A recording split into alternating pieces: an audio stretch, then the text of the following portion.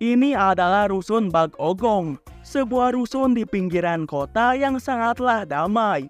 Pemilik tempat ini adalah sepasang suami istri yang kelakuannya agak-agak minus. Kalau minusnya dikit sih gak ngaruh, tapi ini mah minusnya kebanyakan. Si Bapak Juragan, si bapak ini tuh doyan banget sama cewek. Semua cewek malah digodain. Lalu ada Nyonya Juragan. Mama satu ini tuh lebih parah lagi kelakuannya. Ia adalah orang yang paling ditakuti di rusun.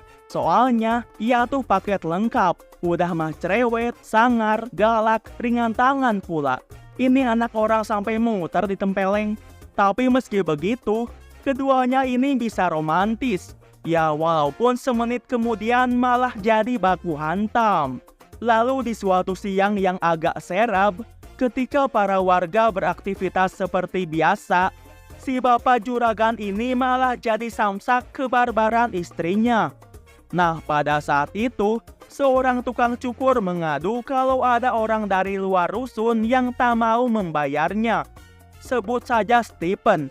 Karena kesabarannya setipis kulumut buah salak, si Nyonya Juragan pun marah dan terus-terusan menggebuki si Stephen.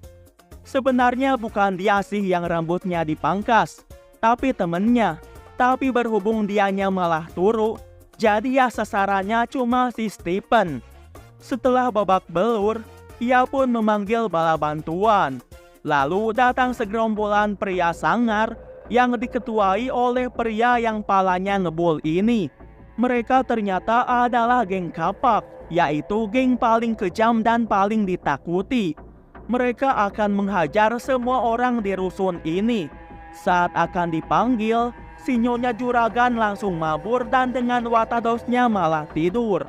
Sementara si Bapak Juragan, ia juga tak mau terlibat dan malah cosplay jadi pupuk kompos. Emang asem ini suami istri. Namun untungnya, di komplek tersebut ada 3 orang jagoan kungfu yang berhasil mengalahkan para geng kapak itu. Setelah para geng kapak itu kabur, si Nyonya Juragan lalu memanggil 3 orang jagoan kungfu itu. Ia lalu memarahi mereka dan berniat mengusirnya.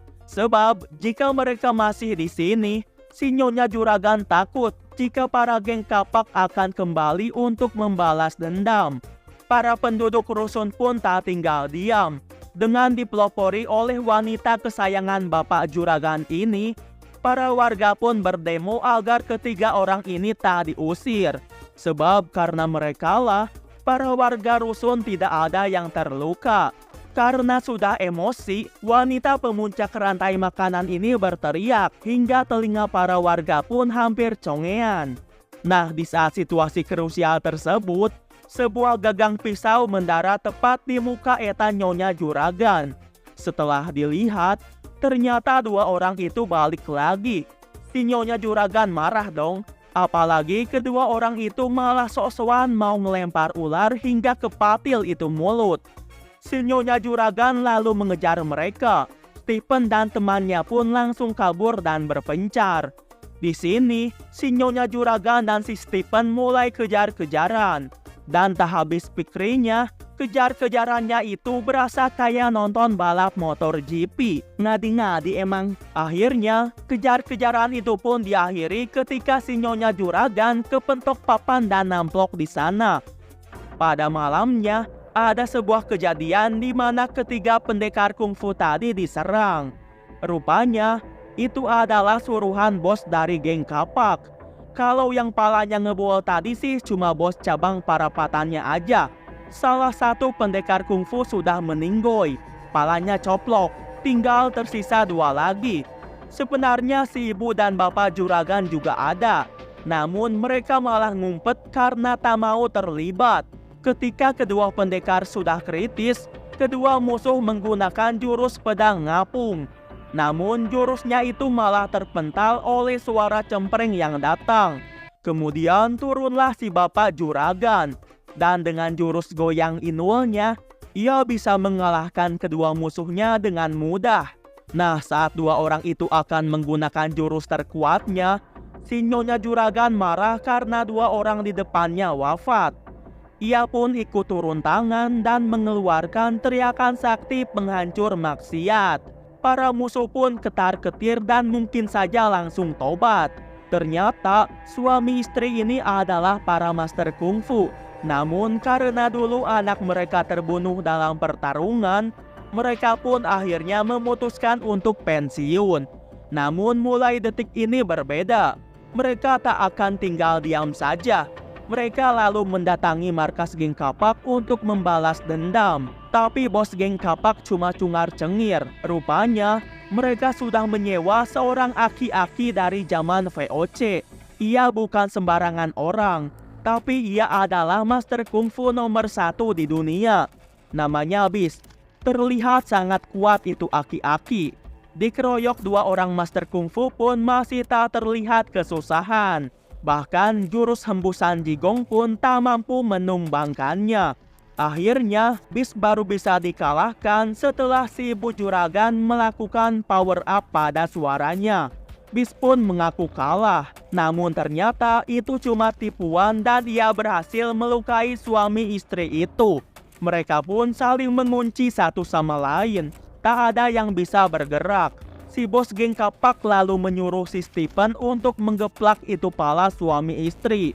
Namun setelah berpikir beberapa detik, ia malah menggeplak pala bosnya sendiri. Setelah itu, ia juga malah menggeplak palanya si Beast. Rupanya, ia tak mau jadi orang jahat lagi dan ingin tobat sebelum ajal menjemput. Stay halal, brother. Beast pun marah. Aura aki-akinya mulai terlihat jelas. Beast lalu melepaskan kuncian mereka dan menghampiri si Stephen. Beast lalu bilang, pilih tangan kanan langsung pindah alam atau tangan kiri ke rumah sakit. Si Stephen pun memilih tangan kiri sebab BPJS-nya masih aktif. Untungnya, si bapak dan nyonya juragan berhasil kabur sembari membawa si Stephen. Mereka berdua lalu memberikan pengobatan padanya. Nah, di sini muncullah keajaiban. Tiba-tiba lukanya Stephen langsung sembuh. Ia juga memakai baju putih bersih pertanda bajunya baru beli. Ia lalu melawan seluruh geng kapak sendirian.